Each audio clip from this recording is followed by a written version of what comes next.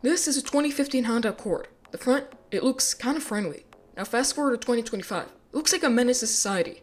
This is a 2005 Kia Sportage, and this is the new one. Same thing with the 2012 RAV4 versus today's version. Every generation, cars look angrier, sharper, more aggressive, and that's not an accident. This isn't just designers getting bored, it's intentional. And once you understand why, it changes how you look at every new car on the road. So first, how did we get here? Well, cars didn't always look like this. If you look at stuff from the 90s and early 2000s, most cars had simple shapes, soft edges, and calm front ends. Headlights are round or oval. Grills are small. Nothing was trying to look threatening. Even performance cars looked friendly compared to today. The goal back then was approachability and comfort, not scaring off normal buyers. Now look at modern cars. Even base model economy cars look like they're trying to be race cars. SUVs look like tanks. Sedans look like they're constantly upset. This shift didn't just happen because aerodynamics or safety. A lot of it comes from styling trends that reward aggressive looks. Designers now use thin headlights like eyebrows, deep cut lines in the hood, and oversized front ends to make cars look dominant. Modern trends also feed off each other. If one brand goes aggressive, every other brand has to follow or their cars look outdated and weak by comparison. Social media made everything worse. Calm designs don't go viral, but aggressive ones do. So now everything has to look sharp, bold, and angry just to stand out. What used to be unique is now the default. So why are modern cars so angry? Reason number 1. Marketing and fake aggression. The biggest reason why cars look angrier today is simple. It sells. Car companies figured out that even an aggressive design makes people feel like they're buying something powerful, even when they're not. That's the trick. An angry front end gives off dominance. Big grille, power. Sharp headlights, speed. Deep body lines, performance. Even if it's a 4-cylinder commuter that never sees a track or a dirt road, the design makes buyers feel like they're getting something bold and tough. It's all about emotion over logic. This is also why base models look just as angry as the performance versions now. In the past, the aggressive styling was saved for the sport trims or higher-end models. Today, even the cheapest trim gets the same look. Car brands don't want anything in their lineup to look weak, so everything gets a hostile face. And the craziest part, none of this has to do anything with driving feel. Car doesn't handle better because it looks mad. It doesn't stop faster because the headlights are sharp, but marketing turns styling to a shortcut for performance. Instead of making more exciting cars, brands just make them look more aggressive and call it a day. It's all visual attitude, not real attitude.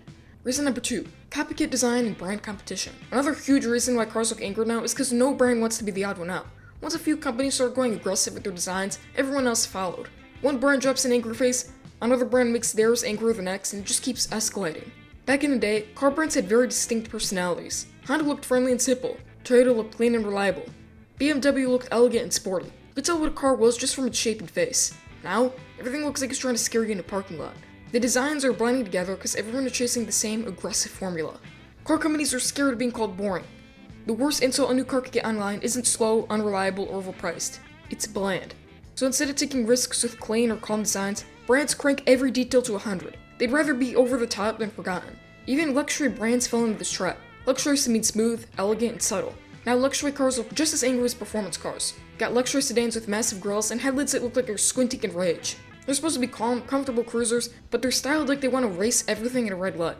And the worst part is once this trend starts, it's almost impossible to reverse. If one brand suddenly made a calm, soft-looking car today, it would immediately stand out, but not in a good way. People would call it outdated, weak, or cheap, even if it was well built. The aggressive look has now become the new normal, and anything that doesn't follow it gets left behind. So now we're stuck in a loop. Brands copy each other, hype each other up, and keep pushing designs further and further into angry territory. Not because it makes the cars better, but because nobody wants to be the first one to stop. Reason number 3. Safety and regulations quietly force cars to look angrier. This is the reason nobody thinks about, but it changes everything. Over the years, crash regulations have become way stricter, especially for pedestrian safety and front-end impact protection. And those rules completely changed how designers are allowed to shape a car. Older cars had flat, low hoods, and simple front ends. Look at cars from the 90s or early 2000s, the hood usually slopes downward and the headlights are small and friendly looking. Today, hoods are taller, thicker, and more upright. That's not just for looks, it's because there needs to be space between the hood and the engine so it can crumble properly during a crash. That extra height alone makes cars already look aggressive and bulky from the front. And then there's pedestrian safety. New regulations require the front of the car to reduce injury if someone gets hit. Sounds good in theory, but in practice, it means designers have to shape the hood and bumper in very specific ways. This leads to thicker bumpers, sculpted hood edges, and sharper transitions between panels, and you combine all that, the front end of the car naturally starts to look more angry and mechanical. Headlights are another huge part of this. Old headlights are big, round, and simple because they use halogen bulbs. Now we have LED and matrix lighting, which lets designers make super thin, razor-sharp headlight shapes. And what does a thin, sharp headlight look like? Angry eyes. And even when a brand doesn't want to make the car look aggressive, the tech basically forces the car into that squinted look. Grills got bigger for functional reasons too. Engines today need a lot more cooling, so airflow matters more than ever. That's why grills have grown to ridiculous sizes, but the moment you slap a giant black hole in the front of the car, it looks more aggressive whether you intended it or not. And when you combine all that with a copycat design trend and marketing pressure, you get modern cars that look like they're permanently locked in attack mode. Basically, even if a brand wanted to bring back soft, happy-looking cars, the rules make it incredibly hard to do so. Safety made cars stronger, but it also made them look more hostile. Reason number 4. Economy cars are trying to look premium on purpose. This is one of the biggest reasons cars look angry now. Brands want regular, everyday cars to look expensive. Take the Honda Accord for example. Older Accords used to look friendly, simple, and mature. Now the front end straight up looks like a Mustang. Sharp headlights, wide grille, low aggressive stance, all to trick your brain into thinking it's something more premium than it really is. And this isn't just Honda. Every economy car brand is doing the same thing. Toyota, Kia, Hyundai, Nissan, they all want their cheap daily drivers to feel like luxury performance cars. Why? Because image sells more than reality. Two sedans cost the same, but one looks boring and the other one looks aggressive and sporty. Most people are going to choose the aggressive one, even if they never drive fast, even if it's just a grocery car. Brands know that people want to feel like they bought something exciting, not just practical, so instead of selling honesty, they sell illusion. That's why economy cars now borrow design cues from supercars and muscle cars. Now if it actually makes the car faster, it just makes it look fast, and that blurs the line between what's supposed to be special and what's supposed to be normal.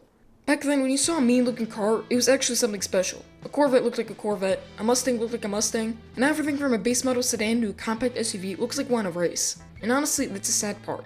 Older cars had personality without trying to be something they weren't. Cute headlights didn't mean weak, they meant character. The soft front end didn't mean boring, it meant that the car had its own identity. Now everything is stuck in this aggressive, copy-paste design loop where every cars look mad, sharp, and overstyled just to compete for attention in a parking lot. And for the people that actually love older cars with softer designs and cuter headlights, it feels like the soul of the car design got traded for marketing psychology. Reason number 5. BMW started this whole mess. If we're being honest, BMW is one of the biggest reasons modern cars look the way they do now, especially with the aggressive, angry-shaped design trend. BMW used to be the perfect example of clean, classy, and a slightly sporty design.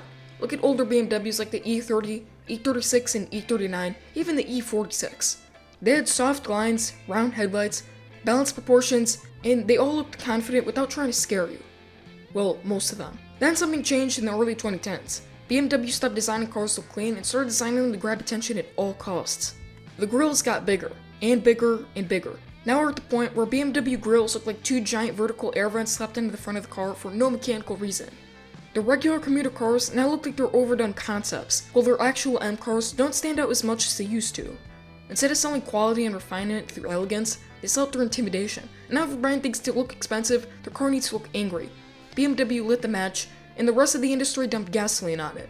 And the worst part? These designs won't age well. Older BMWs look timeless. New BMWs already look dated after a few years after release. A lot of designs don't age gracefully, they burn out fast, and people look back at this era, I genuinely think they'll say, this was when car design went completely off the rails. So now, where do I stand on all this? I hate it. I hate how everything has to look angry. I hate that cars just don't look normal anymore. Cars used to have personality. Some were cute, some were classy, some were boxy, some were weird, and that was the point. And everything is just sharp, fake aggressive, and trying way too hard to look expensive. But is there any hope left? Yeah, a little. Cars like the Miata still exist. It's small, simple, light, and actually looks friendly compared to everything else in the road. It proves that you could still make a fun car without slapping angry headlights on it. But let's be real, the next generation might ruin that too, and that sucks.